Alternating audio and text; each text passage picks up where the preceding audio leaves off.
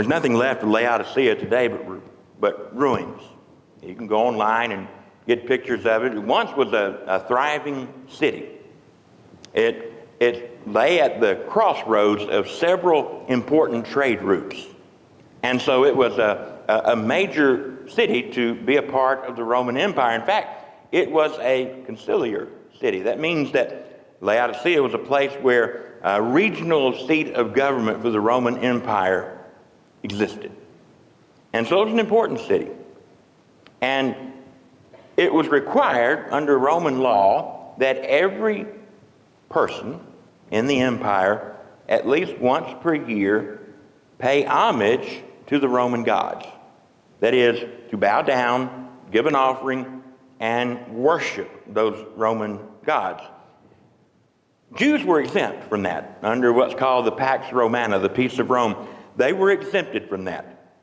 And so were Christians for a long time, because for a long time, first few years of the church, all that there were people who were also Jewish and Christian at the same time. That's the way it was in Jerusalem. Whenever Paul and others went out to begin churches elsewhere, the very first place they went was to the synagogues. And so a church at Laodicea began in the synagogue. Pretty soon, though, it outgrew that. And as Gentiles became Christian and began to outnumber the Jewish people who were Christians, that rule about not having to pay homage to the Roman gods no longer applied, because they were not considered to be Jewish anymore. Gentiles who became Christians were under the law, the obligation to do exactly that, to worship Caesar, to worship the gods of Rome. And the Roman emperor, when John wrote his letter, was Domitian, who was persecuting the church in different places. And certainly John expected a more general, widespread persecution to take place anytime soon, or sometime soon. And so he had to write these people in the various churches about what was going on there and what they needed to watch out for and what was wrong with them as a church and where they needed to improve. And Laodicea, if you look back at the other letters, the other 6 letters, Laodicea is the only church where nothing good is spoken by John. It's all bad. And the reason, one of the big reasons, was because you can expect that many of the people who were part of the church were also prosperous, because Laodicea was a wealthy city. There was a lot to go around. They had plenty of everything that they needed from a material standpoint. This was before a real persecution began against Christians, and it was just sporadic, day to day. If you were found out as a Christian, that they would bring you in and make you pay homage to their gods, or they would execute you if you were caught. And so even then, Christians kind of stayed under the radar because they didn't want to get caught. They didn't want to have to make that choice. But many did, and many died. But even then, they prospered. As a church, they were prosperous. They had everything that they needed from a material standpoint. I doubt they had a building like this, but we do know that there were at least 8 churches in Laodicea by around 300 AD, 300 to 400 AD. So that's a pretty good number of churches in a city like that. The architect, what do you call it? Not architects. They have discovered the remains of some churches that were pretty large.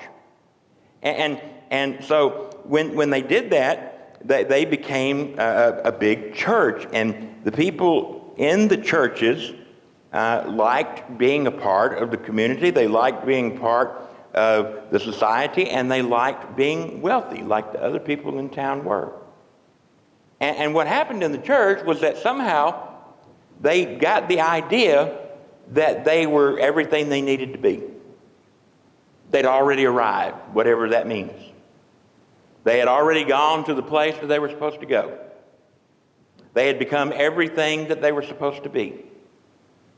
They had fulfilled the mission that had been set before them. And they became arrogant and thought that they needed nothing.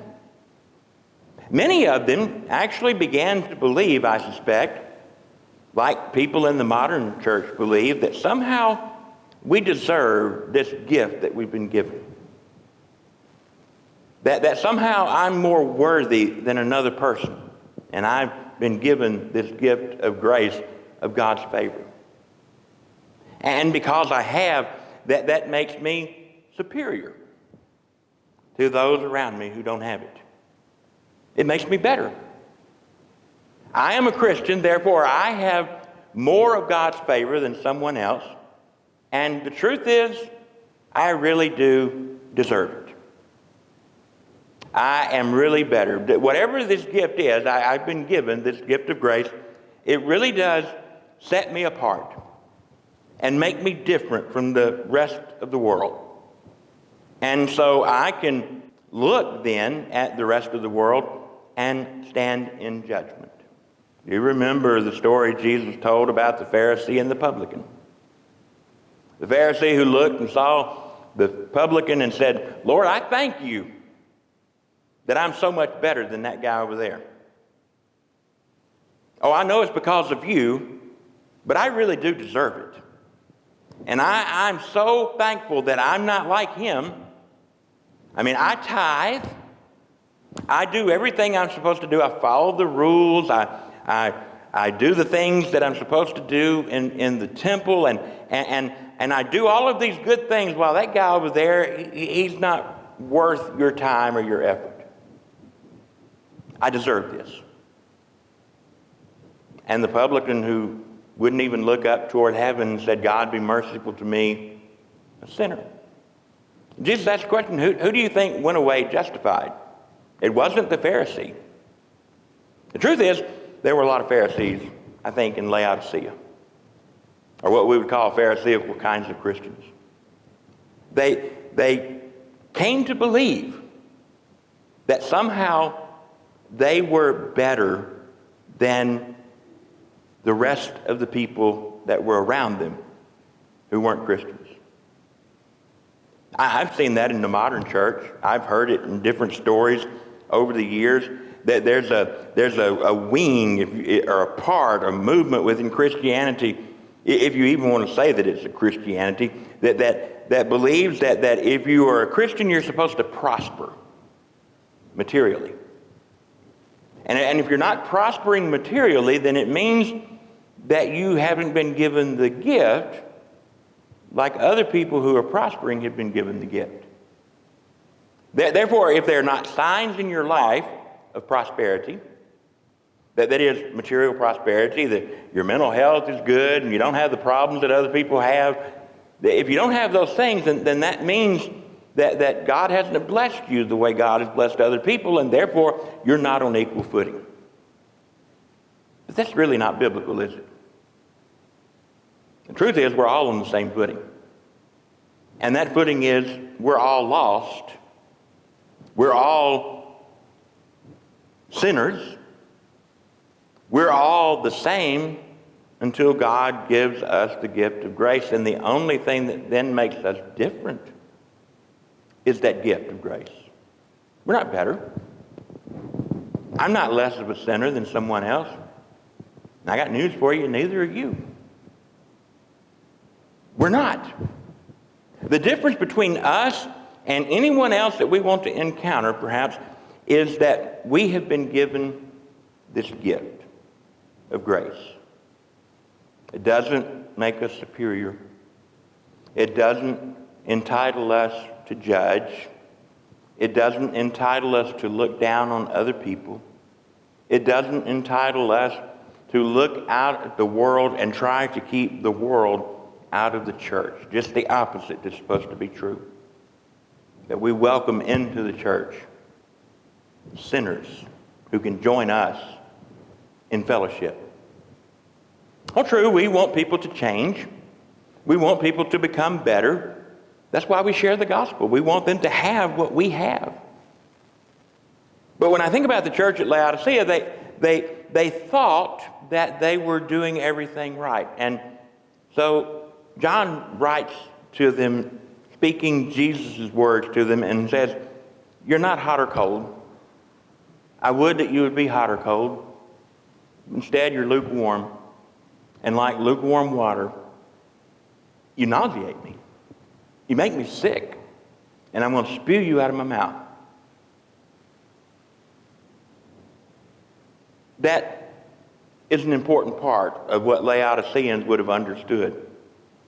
I said Laodicea was a major city in John's day, but there weren't any natural rivers close by where they could bring in water to the city. Instead, they had to build aqueducts out to some naturally hot springs.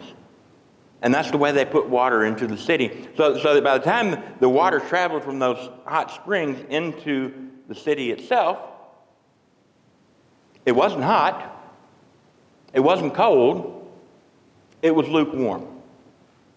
And no one wants to drink lukewarm water. It's not good. It doesn't refresh. It doesn't quench the thirst. It's repulsive. If you don't believe me, if it's been a long time since you've done it, go home today. Let your tap water get just a little bit warm, somewhere between warm or hot and cold, and then try to drink it and see what you think.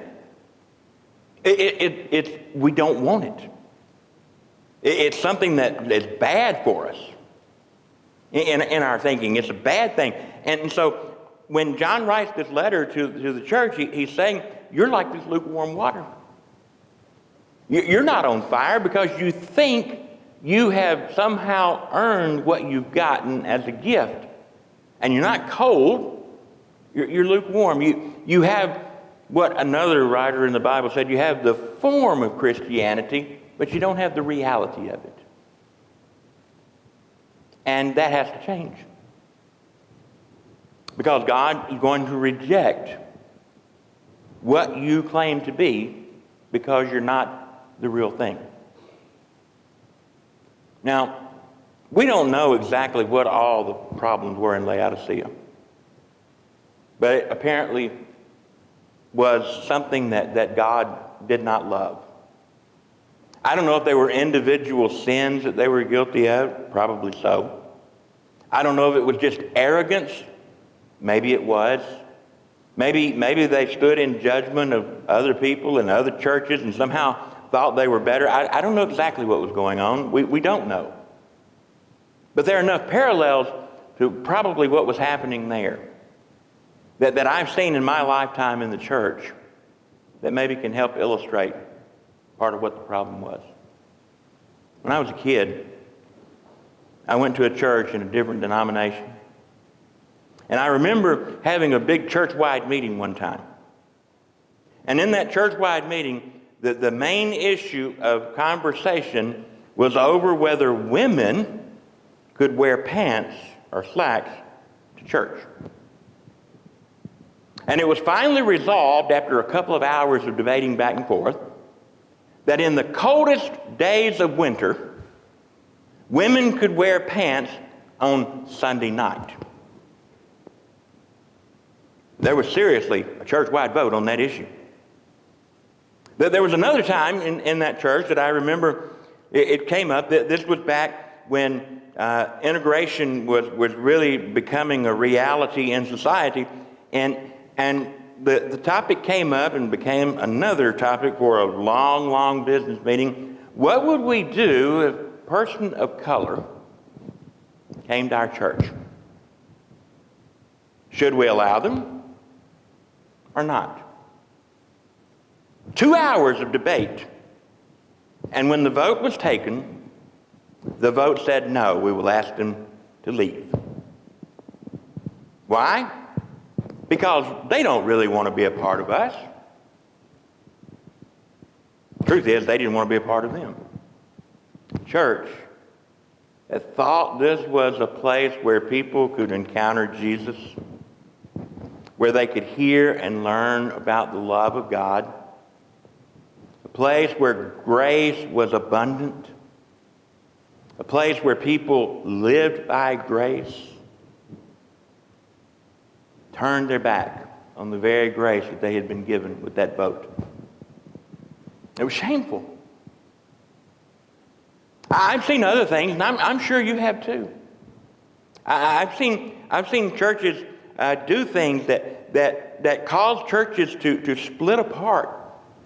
And it's all because we get to a place where somehow we think we deserve more than what we have. We deserve to be better regarded than others. I've known churches that have split over the worship wars. I bet you do too.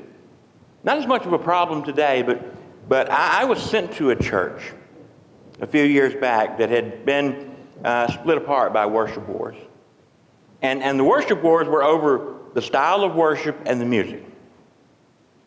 And there was a very traditional service like we do, and there was a very contemporary service that was very much a praise-oriented service.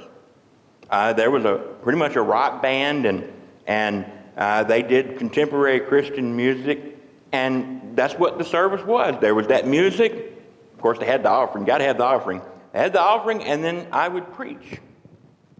And the people who had the traditional service didn't want the people that had the praise service to have it.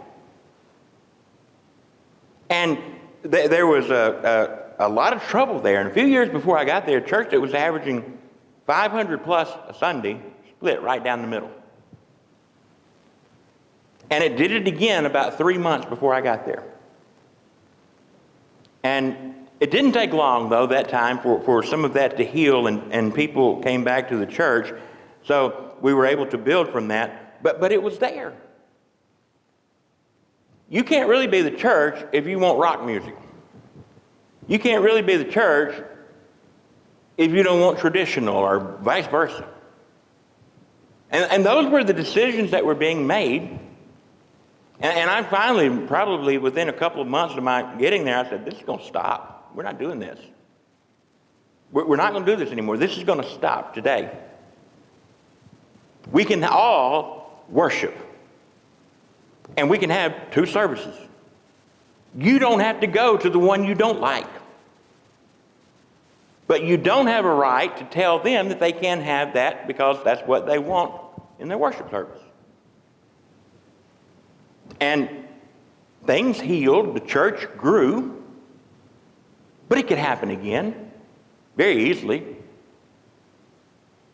Churches can split over ridiculous stuff. Sometimes churches split and the issue is very important. The problem is, none of us has a right as Christians to say that somehow we're better than anybody else, because we're not. The difference between you and me and the most vile sinner out there is one thing: grace. Grace. You haven't earned it. You never could. You've not bought it. You couldn't afford it. You don't have enough to get it. Grace is a gift. It has always been a gift. And it's a gift to you and to me. And the only difference between myself and anyone else is that grace.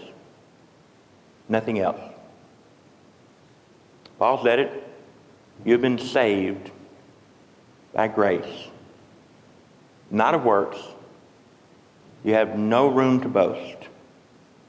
It's grace. You have been reconciled to God. You've been made a friend of God. You have been adopted into God's own family because of His grace. Because He loved us when we weren't lovable. And you know what the truth of the matter is? Most of us, at least sometimes, aren't very lovable even today. And yet God does anyway. It's grace. That's who we are. People of grace. And rather than worrying about keeping the sinners of the world out, I think we ought to have a flashing neon sign down at the road that says, "Sinners welcome. Come on in. We want you here. We want you to hear about what we have. Grace. In the name of the Father, Son, and Holy Spirit, amen.